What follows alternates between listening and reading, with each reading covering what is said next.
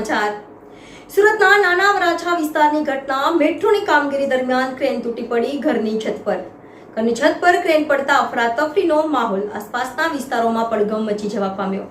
Traffic જામના દ્રશ્યો સર્જાયા। Traffic police અને સ્થાનિક પોલીસ ઘટના સ્થળે પહોંચી। મેટ્રોના અધિકારીઓ પણ ઘટના સ્થળે દોડી ગયા।